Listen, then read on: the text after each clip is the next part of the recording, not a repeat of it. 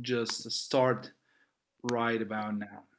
Okay, ladies and gentlemen, I'm very excited. Good morning, good afternoon to everyone. We back with our segments for international ground rounds. I'm very excited today because Jivianne Lee, our colleagues from the USA, she's going to start our session. Welcome to one more show, and good morning or good afternoon, Jivianne. Good morning, Professor Puya. Thank you so much for giving me the opportunity to be a part of this landmark educational grand rounds and supporting virtual education, in the middle of these unprecedented times. Hope everyone is doing well and staying healthy and safe. So I'm going to go ahead and share my screen. So while Jivianne is going to share her screen, I would like to remind everyone from now on, all our educational segments will not be needed for any kind of registration. We're live in every platform. So if you're joining from Facebook, YouTube, Dailymotion, LinkedIn, you just be able to watch and interact with us. Just do remind that you have to type your answer, and we are going at the end of the presentation going to respond for the question and answer time. Okay, thank you, Jivianne, for being with us, and please proceed with your presentation regarding novel surgical procedures for recalcitrant CRS. Thank you so much. All right, so you can start your presentation.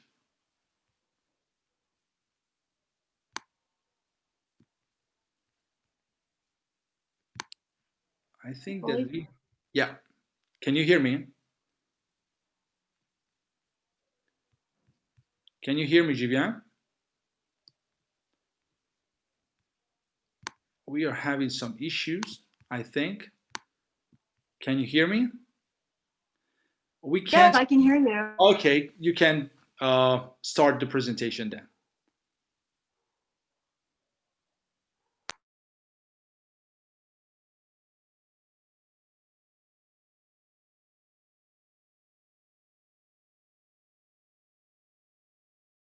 That over 500,000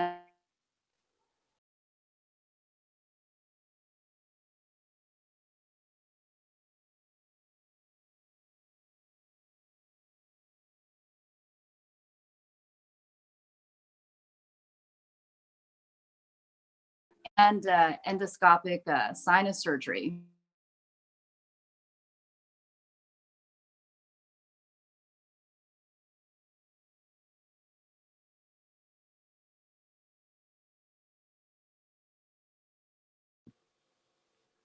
Can you hear me, Jivianne? We are having some problems with your connection. There's some unstable connection from yours. Because we cannot see you fluently. There's some delay in this. Oh, I'm sorry that's happening. Yeah, our attendees are saying that we are having some issue with this.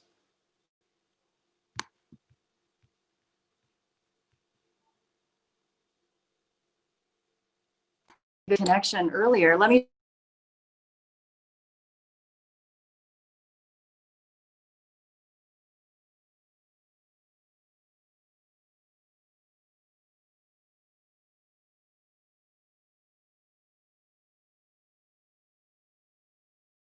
some issue.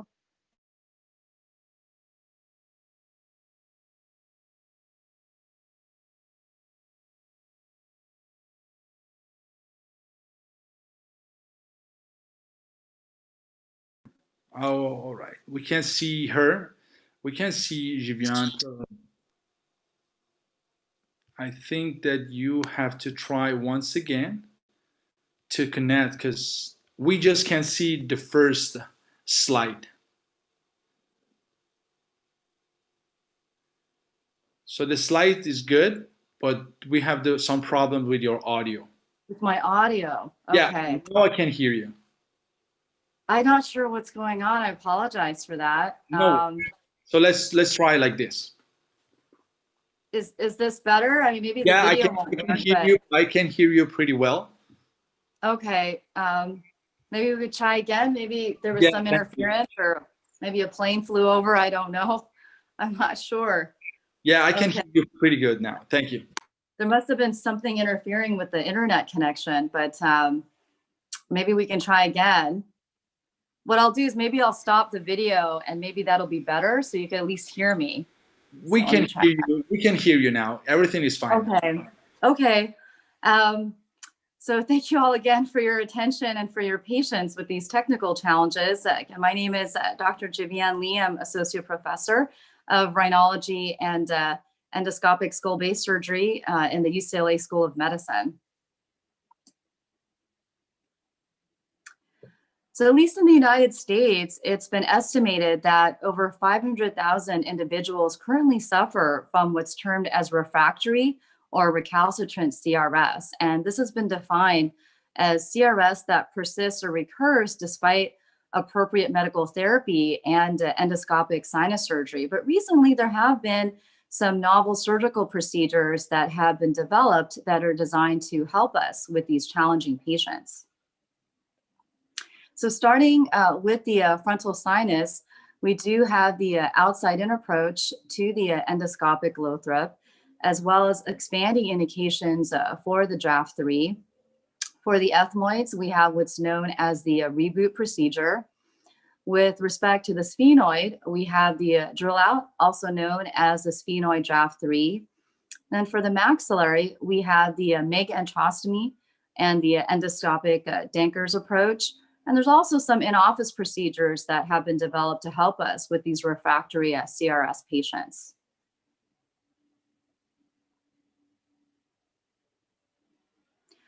So starting with the outside-in approach to the endoscopic Lothrop, this was developed by Richard Harvey a few years ago, and it involves removing the mucosa overlying the frontal process of the maxilla, creating a septal window, and then drilling down the upper bony septum through the nasal frontal beak.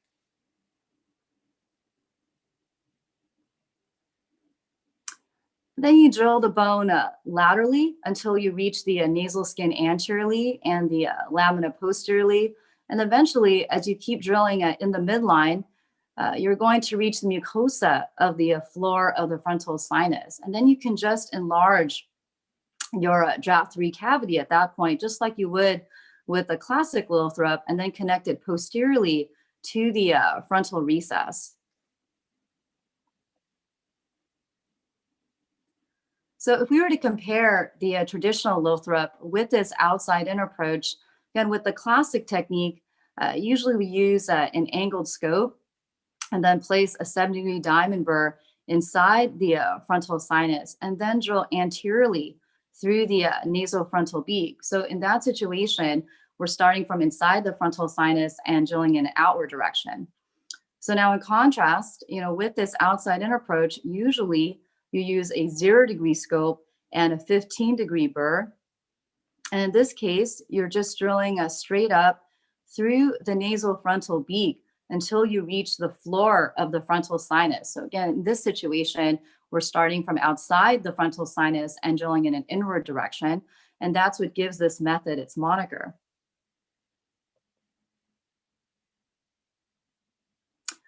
So recently, there have been some expanding indications for the draft 3 approach. Previously, it was reserved for patients who had failed a draft 2A or 2B, and it was actually contraindicated in patients who had a narrow AP diameter or extensive neo-osteogenesis, mainly because there just wouldn't be enough space to accommodate the drill and place it inside the frontal sinus itself. But this is actually the ideal candidate now for the outside-in approach, because again, with that technique, we're just drilling straight up through the nasal frontal beak in order to reach the inside of the frontal sinus.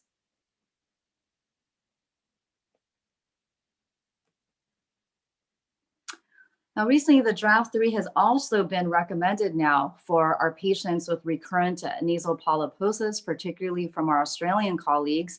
There was a retrospective review that looked at 300 nasal polyp patients, and they reported a revision rate of almost 40% for those who had a draft 2A versus only 7% for a draft 3. And that was with a follow-up of over 2 years. So their conclusion here was that the draft 3 did significantly reduce the risk of nasal polyp recurrence, especially in patients with asthma and aspirin sensitivity. So recently, there's definitely been a paradigm shift to use the draft 3 approach for our revision nasal polyp cases.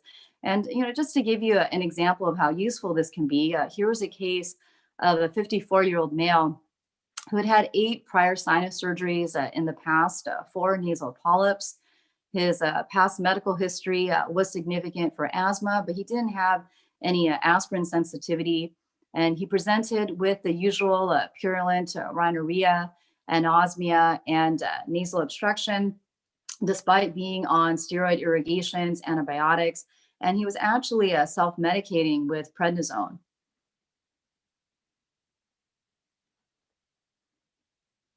And here's what his nasal endoscopy looked like. You can see there's obviously polyps filling the nasal cavities on both sides from the roof down to the floor. And then here's what his imaging looks like. And it's a very classic distribution, I think, of what we see with these refractory nasal polyp cases, where the dependent sinuses are quite clear. So you can see the maxillary and the lower ethmoids don't really have any disease. And that's presumably because we do get effective distribution of our topical therapies in those lower sinuses. So typically we see the polyp recurrence up here in the frontal sinuses and the superior ethmoid cavities, just like in this patient. So I did bring this patient back for revision sinus surgery. I started out with a traditional full house ESS, where I moved the polyps in all 8 sinuses, rewidened all the ostia. But this time, when I encountered the area of the frontal sinus, I decided to go ahead and proceed with the draft 3. And now I do find myself doing somewhat of a hybrid of these 2 approaches. If I can, I still prefer to identify the frontal ostia posteriorly, within the frontal recess, do my septal window, place a 7-degree diamond burr using an angled scope into the frontal ostium, and then drilling anteriorly through the nasofrontal bead.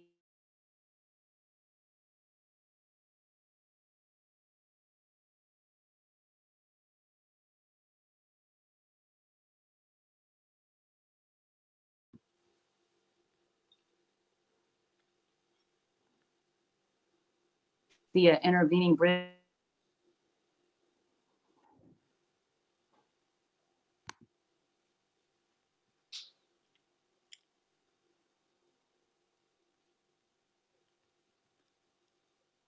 Can you hear me, Jivianne?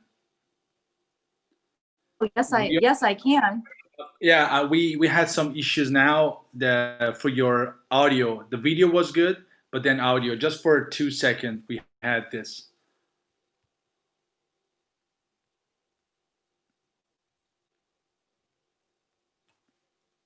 It is mainly, I think that is mainly due because of the two the two connection that you're using. So let's try to stop your videos, but just leave the presentation open. Let's see if that in that case will be better. Do that. Great. Let's try now.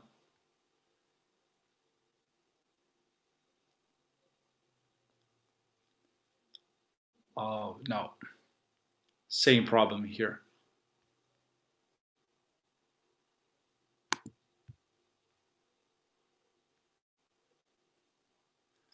Same problem.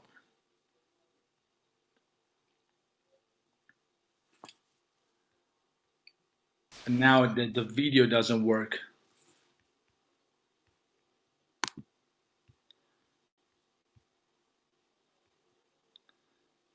And try to press the video. Let's see if that will work.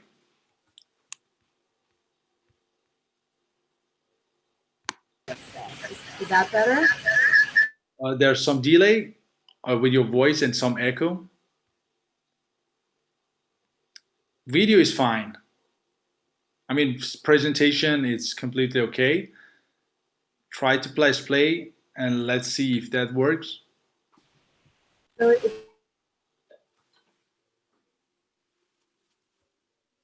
mute my audio.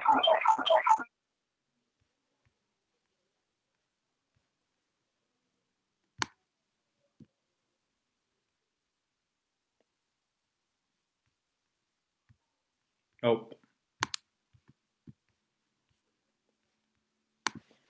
Can you see the video again? yeah, video somehow. Berdel, it clearly seems that there's some issues with the connection of yours.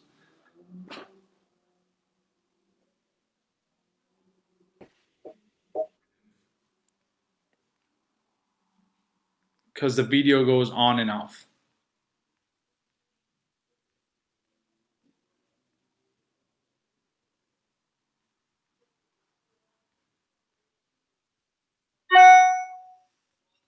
And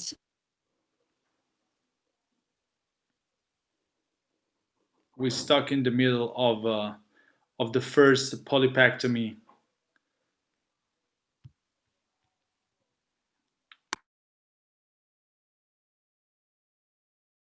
let me try again.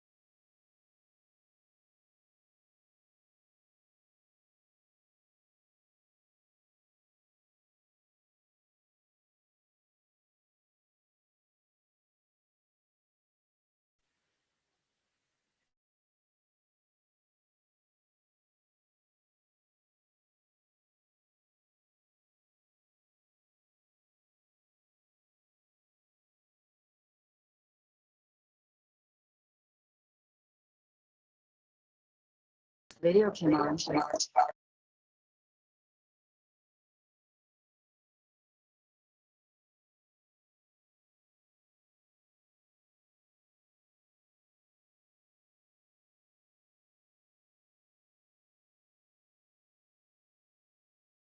Let me see.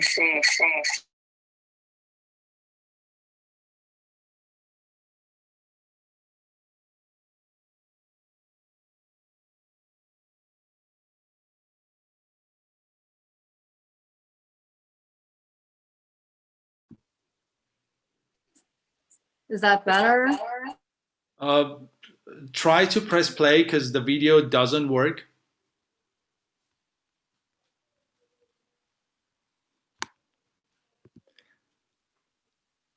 Let's try to exit from yours and then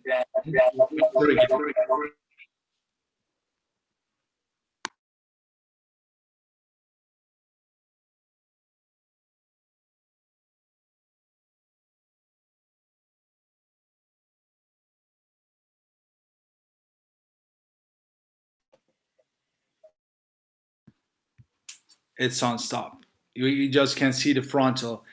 We have to try to make it again, Jivianne, because it doesn't work today.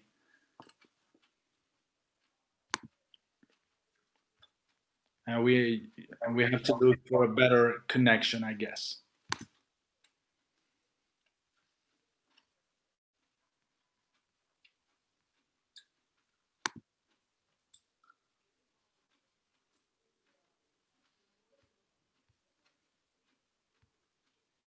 Link back in. Zoom. Just try one more.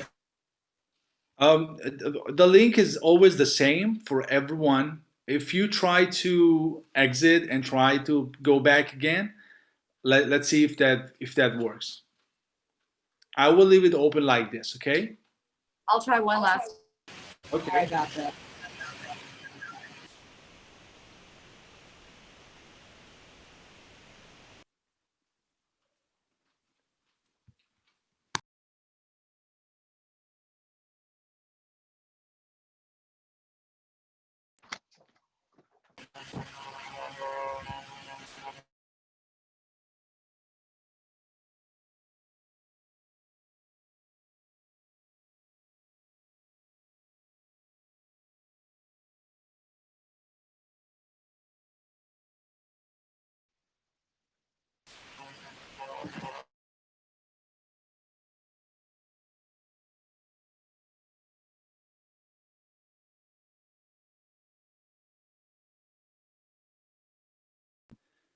I can't hear you, unfortunately.